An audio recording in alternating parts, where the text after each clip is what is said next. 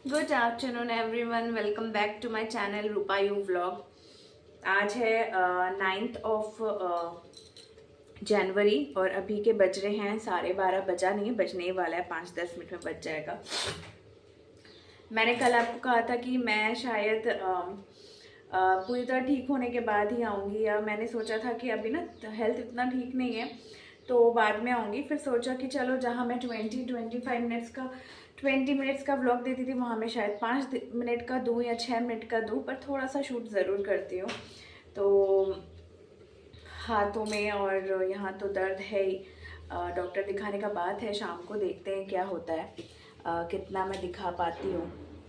तो अच्छा, वहाँ पे ना अंदर एक स्लैब में एक पेपर जल गया था तो वही मैं देख रही थी।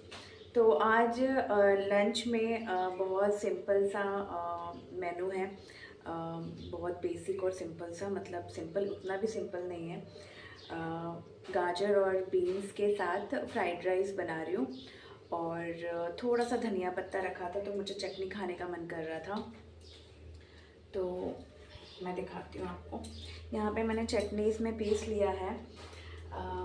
मैंने इसमें थोड़ा सा धनिया पत्ता दिया है, टमाटर दिया है और अदरक दिया है, जीरा दिया है, साबुत जीरा।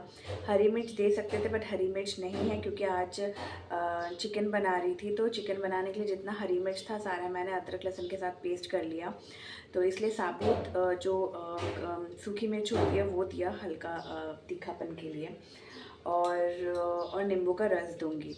बस यही सब चीज़ों के साथ मैंने ये चटनी बनाया है।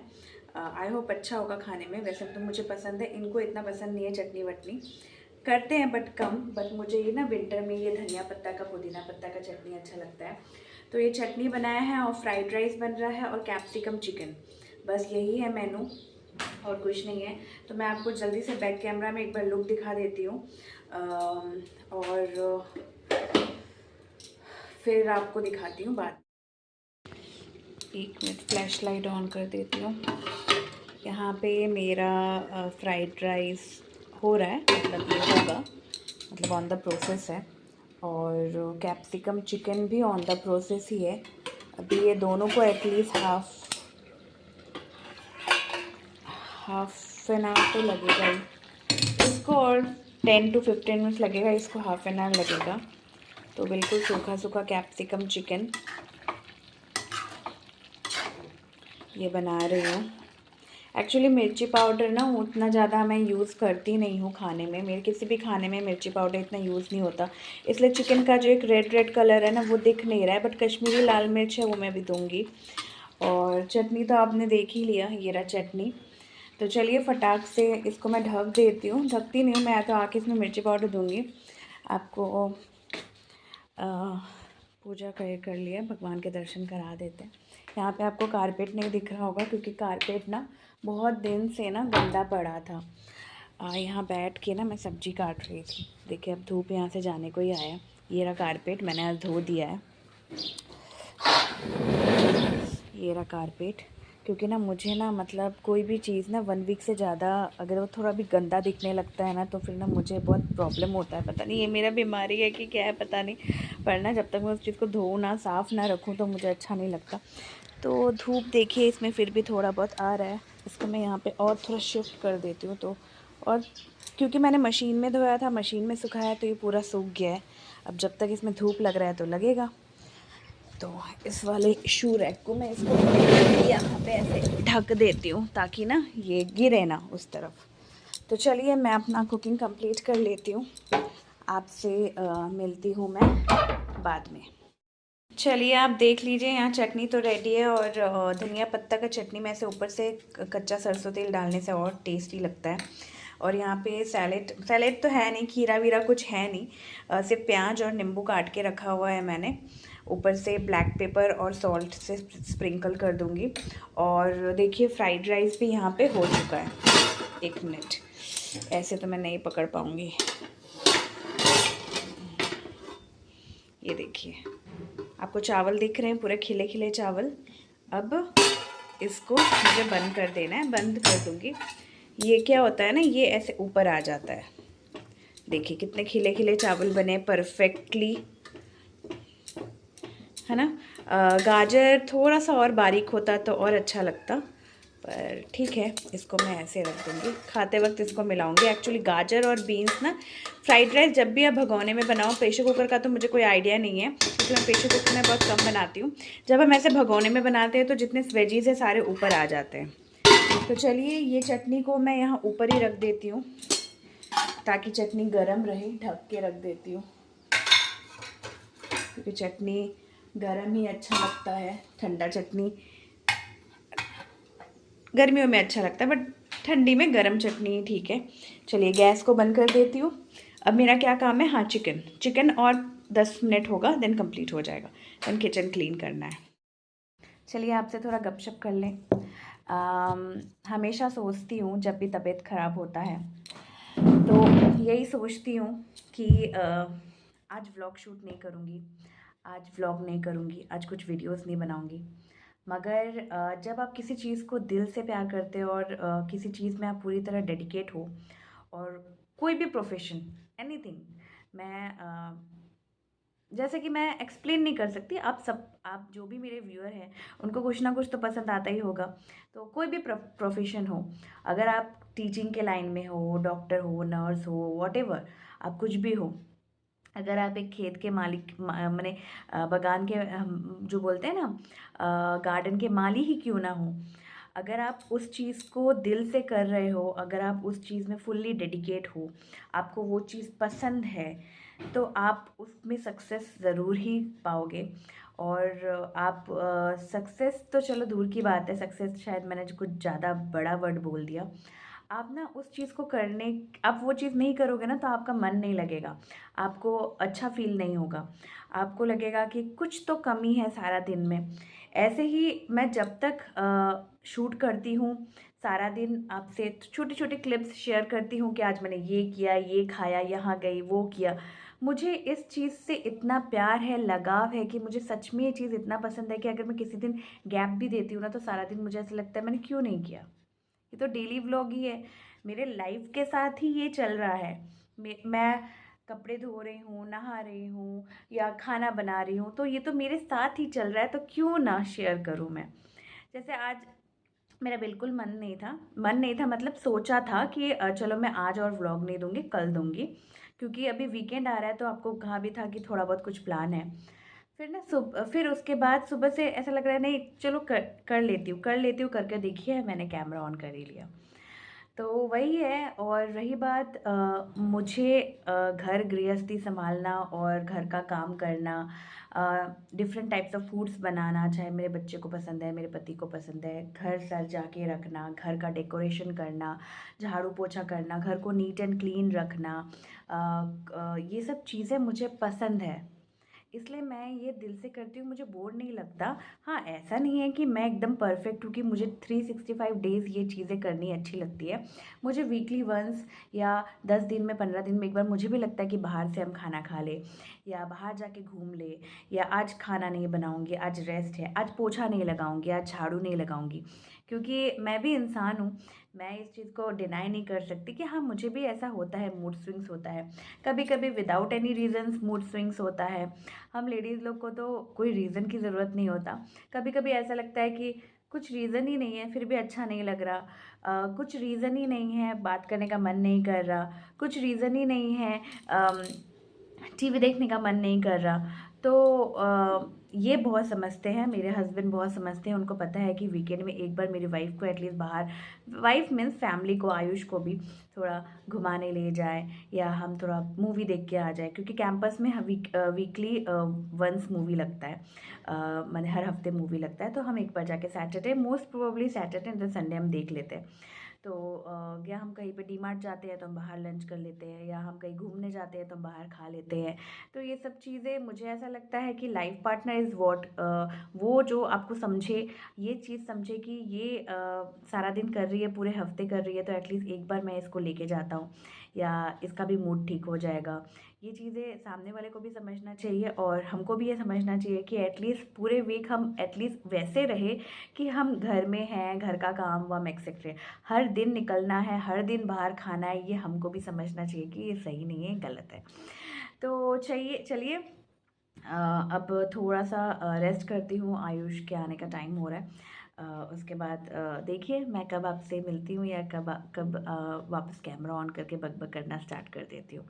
देखते रहिए, आई होप आप बोर नहीं हो रहे होंगे, आपको अच्छा लग रहा होगा और बिना स्किप किए आप देखेंगे।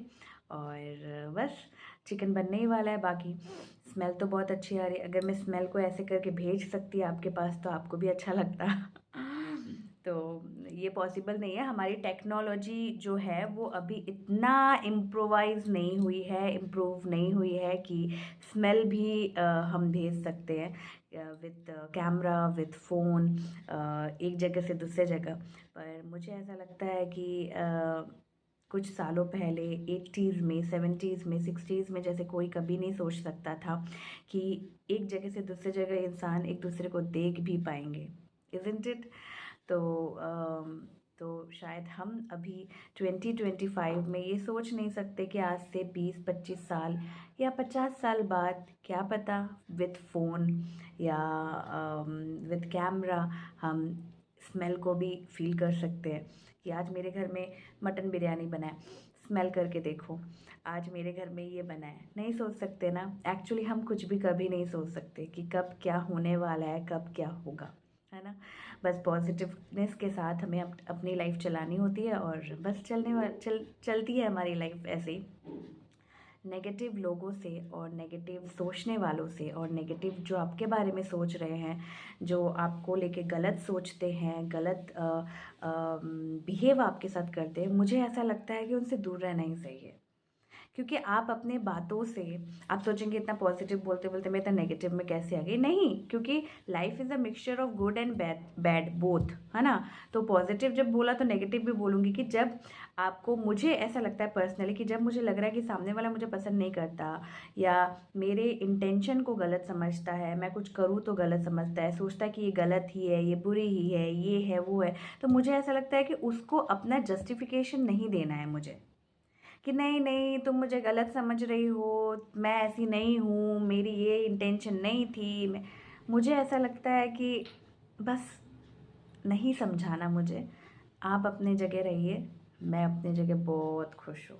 मैं ऐसे लोगों से थोड़ा दूर हट जाती हूँ और 2025 का मेरा यही मोटो है कि जिसको मेरी ज़रूरत नहीं, जिसको मेरी कदर नहीं, उनके पीछे तलवे चाटने के लिए मुझे भी जाने की ज़रूरत नहीं। चाहे वो फैमिली मेम्बर्स हो या कुछ भी हो, अगर ऐसा होता है ना कि नहीं चलो उसको मना लेते हैं, उसको समझा देते हैं, थोड़ा आगे बढ़ जाते हैं, हम ही करते हैं, हम थोड़ा एक हाथ बढ़ाते हैं, नहीं ज़रूरत, मुझे सच में ज़रूरत नहीं। बस यही बोलूँगी, दफ़ा हो जाइए। मेरे लाइफ से भी और मेरे फैमिली से भी। अगर आपको मैं नहीं भा रही या हम लोग को ऐसा होता है ना कि आप अपना देखिए ना, चलिए चलिए चलिए जाइए जाइए, ऐसा वाला चीज़। तो ये एक छोटा सा ज्ञान दे दिया मैंने कि जिनको नहीं भा रहा प्लीज़ आप अपने रास्ते अपने जगह जाइए। तो चलिए देखते रहिए। आयुष को आज आने में 20 से 25 मिनट्स लेट हुआ मैक्सिमम। मैं अगर बताऊँ, 1 मिनट में बताती हूँ। 5, 10, 15, 20 25 मिनट्स से लेट हुआ। ये 20-25 मिनट्स मेरे जो मन में जो तूफ़ान चल रहा था, मतलब मैंने फ़ोन रखा और 10 मिनट 15 मिनट 20 मिनट हो गया मैं वेट कर रही हूँ। मेरे जो मन में जो तूफ़ान चल रहा है ना वो मुझे ही पता है।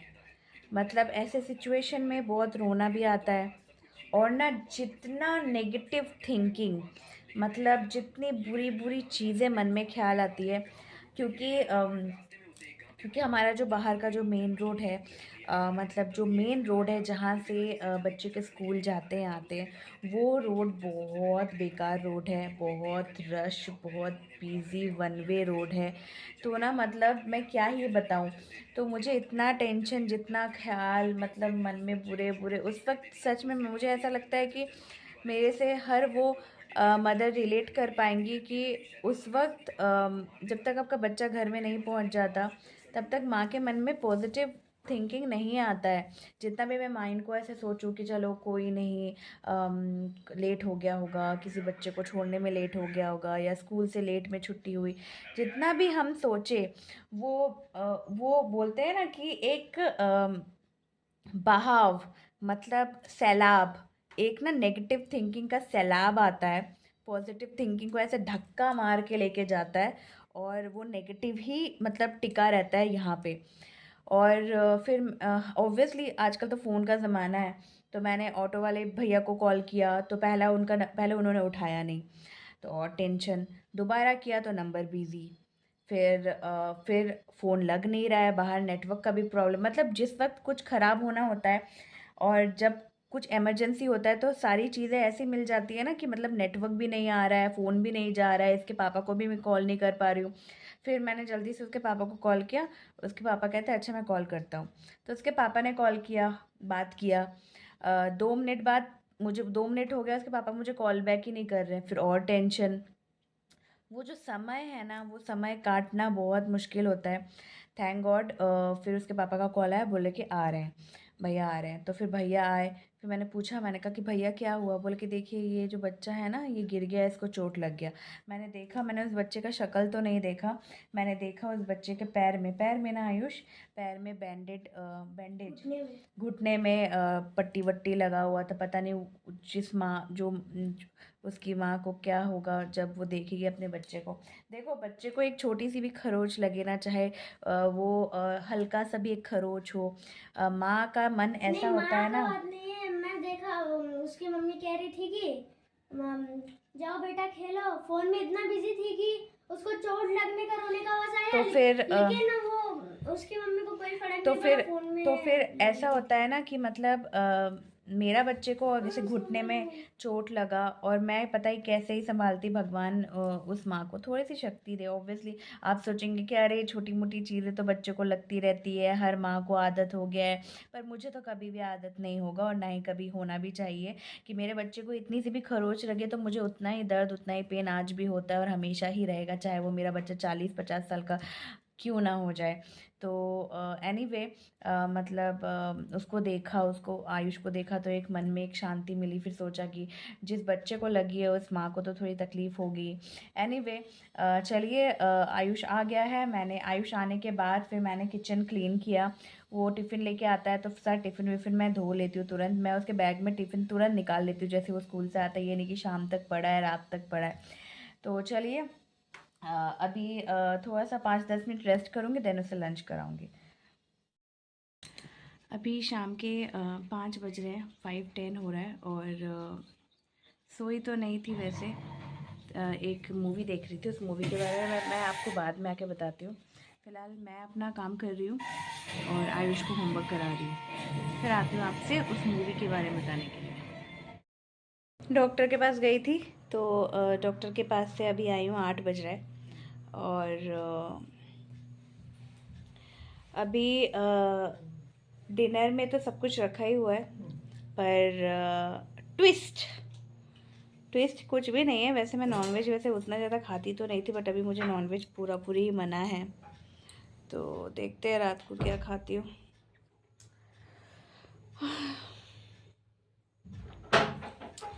और अबाउट मूवी, मैंने कहा था आपको मूवी के बारे में बताऊंगी। साबरमती रिपोर्ट मूवी देखा मैंने। ये हमारे अंदर कैंपस में लगा था, तब देखा नहीं था, ये सोच के कि क्या ही मूवी होगा, बोकस सा मूवी होगा, बोरिंग सा मूवी होगा। पर मैंने, बाहर है, बाहर है, बाहर सूख रहा है हाँ बाहर शुका तारे देखो। हाँ तो बट आज जब मैंने मूवी देखा मुझे सच में बहुत अच्छा लगा। अगर आप में किसी ने अगर साबरमती रिपोर्ट मूवी नहीं देखा है तो प्लीज़ आप देखिए। ये मूवी उस घटना पर आधारित है जो साबरमती एक्सप्रेस ट्रेन पे हुआ था 2002 में। और अब देखिए, आपको सच में बहुत अच्छा अच्छा लगेगा, मुझे भी बहुत अच्छा लग रहा है। आजकल ना बहुत टंग ट्विस्ट हो रहा है, बहुत सी चीज़ें टक टक टक टक करके लड़खड़ा जा रही है। एनीवे चलिए, 2.5 घंटे का मूवी है, मोर देन 2.5 आवर, बट आपको कनेक्ट करके रखेगा। आपको देखने का मन करेगा, और कि आपको जानना है कि क्या एक्चुअली में क्या हुआ था, किन लोगों ने और किन के वजह से वो चीज़ हुई थी, वो घटना हुई थी। तो चलो कोई नहीं, मैंने तो देख लिया, आप लोग भी देख लीजिएगा, इससे आपका ही नॉलेज बढ़ेगा, आपको ही पता चलेगा फैक्ट्स के बारे में, ट्रू फैक्ट्स, जो कि सच्चाई है उसके बारे में। तो चलिए, अब मैं इस ब्लॉग को यहीं पे ख़त्म करती हूँ। नहीं नहीं नहीं नहीं करते करते 15 मिनट यहीं पे हो गया। तो चलिए, मैं आपसे मिलती हूँ कल नहीं बोलूँगी, क्योंकि मुझे खुद को नहीं पता कि मैं आपसे कब मिलने वाली हूँ। शायद कल, शायद परसों, पर मिलूँगी बहुत जल्दी, विदाउट एनी गैप। तो चलिए, अगर आपको मेरा व्लॉग अच्छा लगे तो please do like, comment and subscribe. कल मिलते हैं नए इंटरेस्टिंग व्लॉग के साथ। फिर बोल दिया मैंने, कल जब भी मिलेंगे नए इंटरेस्टिंग व्लॉग के साथ मिलेंगे। आई होप आपको अच्छा लगेगा। तो शेयर करिएगा और अपना प्यार मुझ पर इसी तरह बरसाइएगा। गुड नाइट, अपना ख्याल रखिएगा, अपने पेरेंट्स का ख्याल रखिएगा।